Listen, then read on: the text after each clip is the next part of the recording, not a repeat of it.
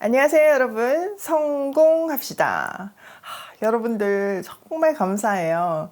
댓글 너무 많이 남겨주셨더라고요. 제가 얼마나 감동을 하고 힘을 얻었나 몰라요.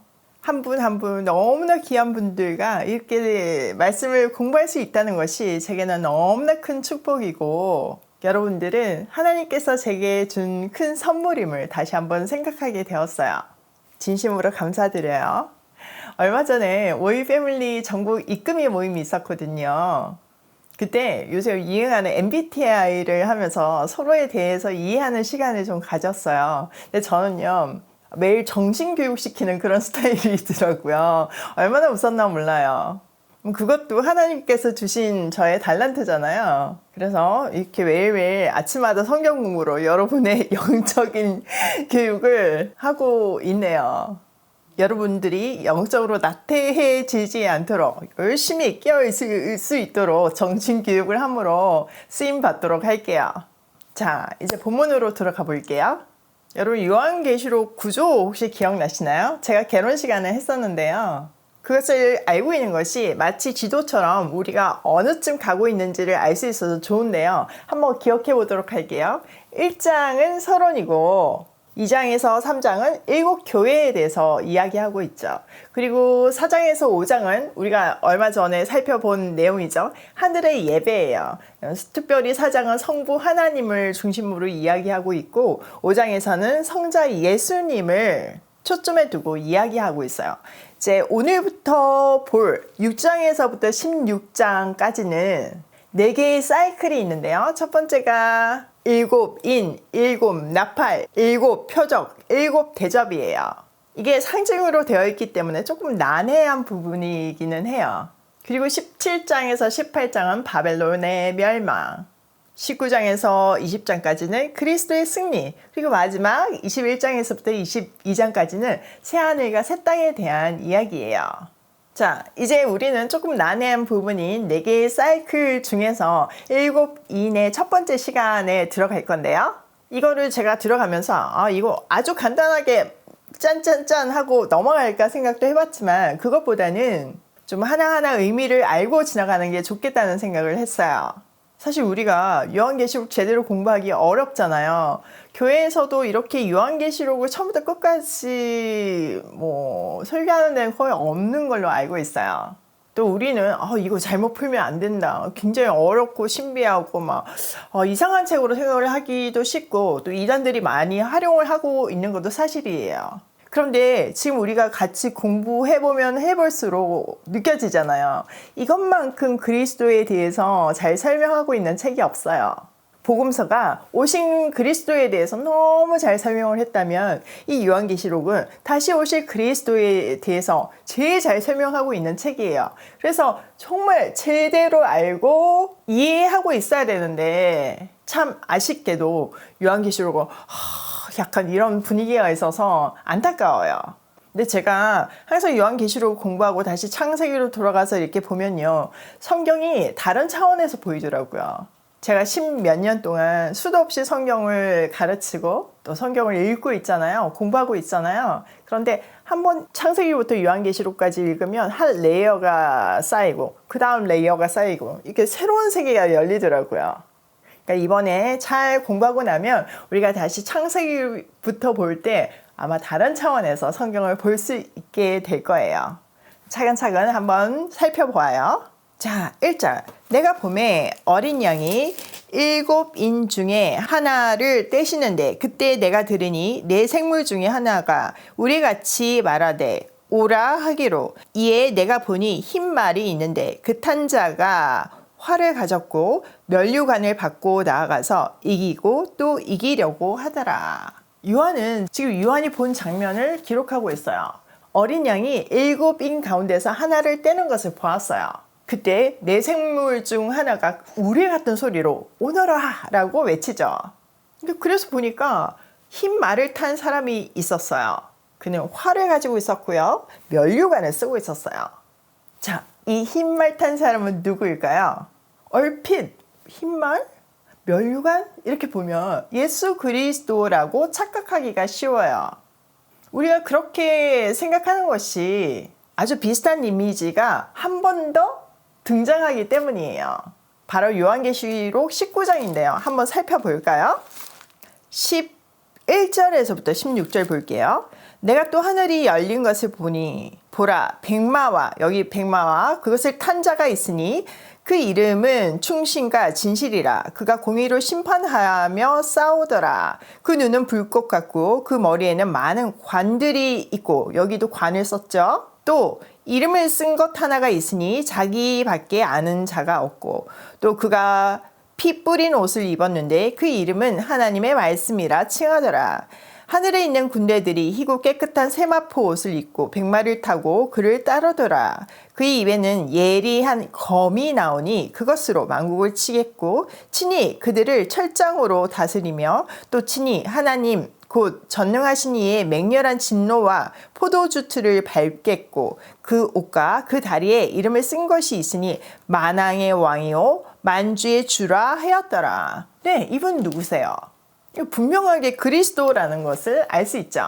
근데 또 한편으로는요, 6장과 지금 19장의 이미지는 너무나 비슷해요. 백마도 등장을 하고 면류관도 썼어요. 또 손에 무기도 있죠. 비록 6장의 무기는 다르지만요. 19장은 우리가 확실하게 알 수 있어요. 맨 끝에 만왕의 망이요 만주의 주시라고 했으니까 분명 예수 그리스도예요. 그렇기 때문에 우리는 지금 이 6장과 19장의 인물은 비슷하지만 아주 다르다는 것을 알 수 있죠. 자, 그러면 한번 차이점을 찾아볼게요. 먼저 19장에 우리나라 말로는 뭐 관이니까 사실 면류관하고 비슷하죠. 그런데 헬라어로는 완전 다른 단어가 쓰이고 있어요. 19장에서 그리스도께서 쓴 관은 디아데마타라는 헬라어예요. 이 단어는요, 대관식 때 쓰는 단어로요, 왕권을 비로소 인정받고 통치가 시작된다는 의미를 갖고 있는 단어예요. 왕권을 인정받고 통치가 시작될 때 쓰는 관이죠. 반면 6장에 쓰인 면류관은요, 헬라어로 스테파노스예요. 이것은요, 전쟁이나 운동 경기에서 승리한 사람들에게 쓰여지는 관이었죠. 확연한 차이가 있죠, 사실은. 근데 우리나라 말로는 그냥 관이니까 우리는 그 차이를 못 느끼고 있었어요. 그 외에도 분명한 차이는요, 무기예요. 19장의 그리스도는 예리한 검을 가지고 계세요. 그러나 6장의 인물은 활을 가지고 있죠. 자, 칼. 성경에서 말씀을 검으로 많이 표현하고 있기 때문에 우리는 이게 어렵지 않아요. 그런데 활은 무슨 의미일까요? 자, 이것은 당시 헬라 문화를 좀 알아야지만 이해가 되는데요. 당시 1세기는 특히 로마는 헬라 문화의 영향을 많이 받았죠. 당시 그리스 신화가 많은 영향을 주고 있었잖아요. 자, 그리스 신 중에서 가장 높은, 가장 힘센 강력한 신이 누구인가요? 바로 아폴로예요. 근데 그 아폴로가요, 늘 활을 가지고 있었어요. 그래서 로마의 황제들은요, 자기를 신격화하기 위해서 아폴로의 이미지를 연상시키는 활을 항상 갖고 다녔다는 역사적인 기록들이 있어요. 자, 이것은 헬라 문화적인 이유고, 그럼 성경에서는 활을 어떻게 표현하고 있나? 바로 하나님의 백성들을 대적하는 대표적인 무기로 사용되고 있어요. 자, 조금 윤곽이 나오나요? 6장의 백마탄 인물은요, 그리스도와 아주 비슷하게 사람들을 속이며 하나님의 백성들을 공격하는 적 그리스도예요. 결정적으로 6장 2절 끝부분에 보면요, 이기고 또 이기려고 하더라 라고 되어 있어요. 아무리 이기려고 해도 이길 수는 없지만 이기려고 한대요. 결국 그는 그리스도를 이길 수는 없지만 이기려고 안간 힘을 쓰고 있다는 것을 볼 수 있죠.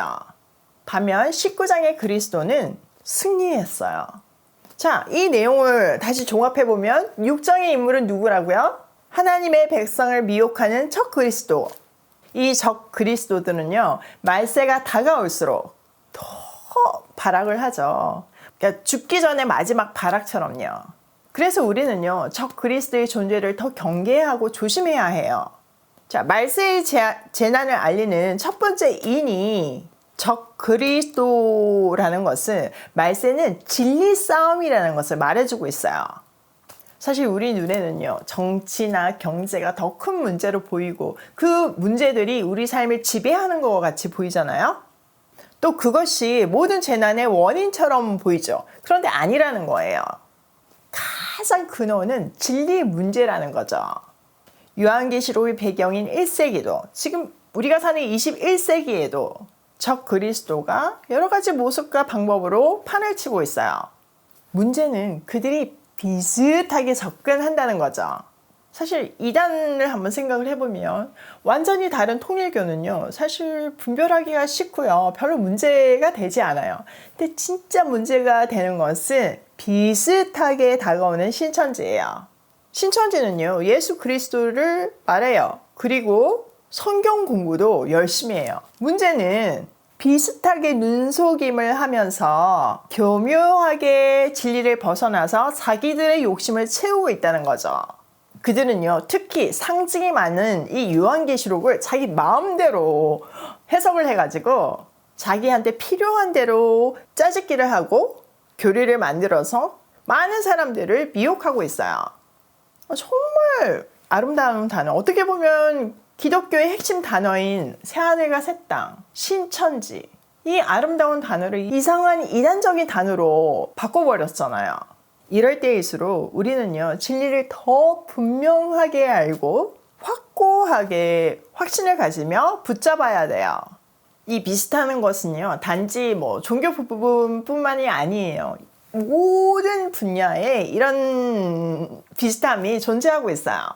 저도요, 이제 비즈니스를 하다 보면요, 너무 기독교인 거 대놓고 얘기하지 말라, 이런 조언들을 많이 들어요. 그렇게 조언하실 때는 여러 가지 이유가 있어요. 믿지 않는 사람들한테 일단 거부 반응을 줄 수도 있다는 거죠. 사실 공감하는 부분도 있어요. 저도 배려하는 차원에서 더 나아가서 조금 더 지혜롭게 예수 그리스도를 소개하기 위해서 또 한 영혼이라도 잃고 싶지 않아서 그런 배려하는 노력들을 하고 있어요. 그러나 분명한 것은요, 진리를 희석하지는 않아요. 근데 제가 이제 주위에 보면요, 분명 크리스찬 리더인데 브랜딩이나 보면 진리를 희석하는 경우를 너무나 자주 보고 있어요. 근데 그럴 때마다 너무 가슴이 아프죠. 예를 들어서 아주 쉽게는 우리나라는 띠 이런 거 얘기를 하잖아요. 올해는 무슨 띠 이런 거 하잖아요. 사실 그건 성경적이지 않죠. 근데 그런 거를 마케팅으로 이용하는 경우도 있고, 또 우리는 분명한 대상을 두고 기도하잖아요. 우리는 명상하지 않아요. 그런데 이교도들이 말하는 명상이나 수련이라는 단어를 사용해서 고객의 폭을 넓히고 있는 것을 보면 좀 속상해요. 왜 이런 일들이 벌어질까요? 첫 번째는 진리를 분명하게 몰라서예요. 그게 잘못인지 모르고 그 정도는 다 대세니까 하는 줄 알고 그냥 따라서 하는 거죠. 두 번째는 알면서도 타협하는 거죠.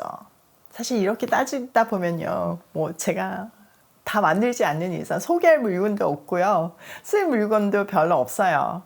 이렇게 우리는요, 너무 나약하고 아무것도 아니라서 세상을 다 바꿀 수는 없지만요, 다른 고사하고 지금 당장 우리부터라도 분명하게 진리를 선포하며 진리를 가진 사람답게 진리를 드러내며 살면 좋겠어요. 자, 오늘 내용을 우리 삶에 한번 적용을 해보면요, 첫 번째, 비슷한 것은 다른 것이다. 여러분, 비슷한 거는 완전 다른 얘기예요. 북방 이스라엘이 남방 유다랑 갈라지고 나서 비슷하게 절기를 만들고 비슷하게 성전도 만들고 이렇게 해서 결국은 끝이 달라졌잖아요. 이단이라는 것은 처음은 같지만 끝이 다르다는 이야기거든요. 비슷한 거는 완전 끝이 다른 것의 시작이라는 것을 기억하면서 비슷하면 안 되는 거예요. 두 번째, 진리를 분명히 알자.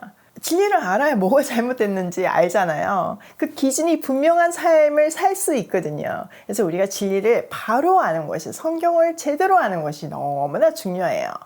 세 번째, 아무리 이기려고 노력해도 진리만이 승리한다. 지금 오늘 본문이 보여주고 있잖아. 면류관 쓰고 흰말 타고 다 했어요. 다 비슷하게 하지만 결국은 아무리 이기려고 해도 이길 수 없는 것이 비진리예요. 진리만이 승리하는 것을 믿고 진리에 우리 인생을 걸며 고고싱해요.